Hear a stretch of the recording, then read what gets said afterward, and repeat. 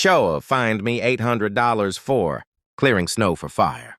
Trucks, 24 hours later, they were gone. The snowstorm didn't come gently. It arrived like a wall.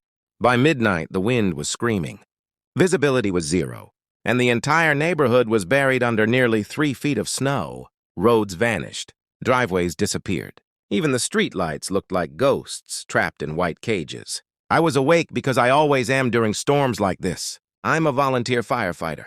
When the weather turns deadly, sleep becomes a luxury I can't afford. At 2:17 a.m., my phone buzzed. Structure fire. Possible medical emergency. Elderly resident. Limited access. The address made my stomach drop. It was inside our HOA-controlled neighborhood. I didn't think twice. I hooked up my personal snowplow to my truck. It wasn't fancy. I bought it with my own money, maintained it myself, and used it every winter to help neighbors when the city couldn't reach us fast enough. I started clearing a path, not for convenience, not for praise, for fire trucks. The snow was brutal. The plow struggled, the engine screamed, and ice slammed against the windshield. But slowly, painfully, I carved a narrow lane straight through the main road leading to the address. 20 minutes later, the fire trucks made it through. An elderly man survived that night because emergency crews reached him in time. I went home exhausted, frozen, and proud. That feeling lasted exactly 9 hours. At 11:06 a.m., an email hit my inbox. Subject, HOA violation notice, unauthorized snow removal. I laughed at first. Then I read it again. They fined me $800. According to the HOA, I had violated community snow removal policy by clearing snow without authorization, damaged aesthetic snow placement, and operated non-approved equipment on HOA roads. No mention of the fire trucks.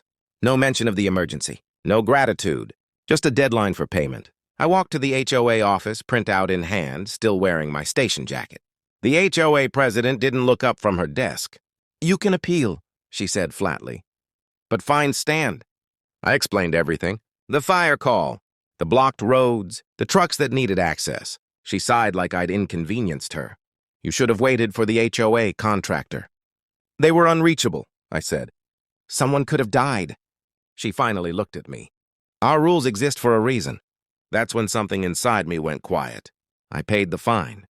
Not because I agreed. Because sometimes the smartest move is letting people think they've won. That afternoon, I made 3 phone calls. The first was to the city fire marshal. The second was to the county emergency management office. The third was to a lawyer friend who specialized in municipal liability.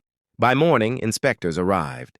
They reviewed road access, snow clearance policies, emergency response times. They documented how HOA rules delayed emergency vehicles, how contractor response failed, and how residents were placed at risk.